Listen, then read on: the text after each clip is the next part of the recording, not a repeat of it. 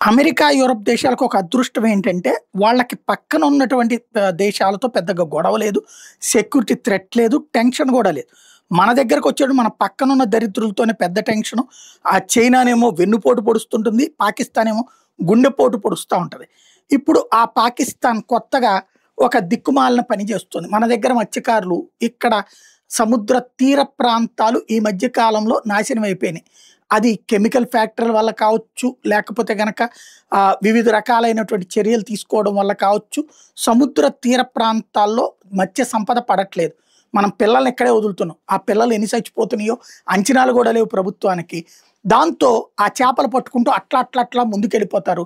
అంతర్జాతీయ జలాల్లో కూడా చేపలు పడతారు. కానీ ఈ అంతర్జాతీయ జలాల్లో పక్కన ఉన్నటువంటి దేశాలతో ఓ సమస్య అనమాట.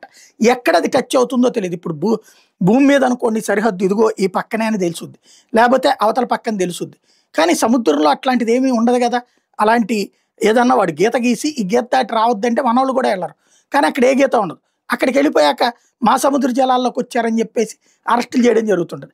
అట్లాగా పాకిస్తాన్ తాజాగా ఇజాజ్ రమల్లా అనేటటువంటి అతన్ని అరెస్ట్ చేశారు. ఇజాజ్ మల్లా అనేటటువంటి అతన్ని. పాకిస్తాన్ ఏం చెప్తుంది, భారతదేశం మత్స్యకారుల ముసుగులో తమ గూఢచారిని పంపించారు అంటూ అతన్ని మేము అరెస్ట్ చేసినప్పుడు అతని దగ్గర దొరికినవి ఏంటి అంటే మిలిటరీ యూనిఫామ్ దొరికిందట. Pakistan military uniform, cigarette packets దొరికినాయట, లైటర్స్ దొరికినాయట, మ్యాచ్ బాక్స్ దొరికినాయట, కరెన్సీ దొరికిందట, సిమ్ కార్డ్స్ దొరికినాయట. కాబట్టి ఇవన్నీ పాకిస్తాన్కి సంబంధించిన ఎక్విప్మెంట్తో దొరికారు. కాబట్టి భారత సైన్యం అతన్ని మా దేశంలోకి స్పైగా పంపించడానికి చేసింది అంటూ ఇప్పుడు ఆరోపణ చేస్తోంది.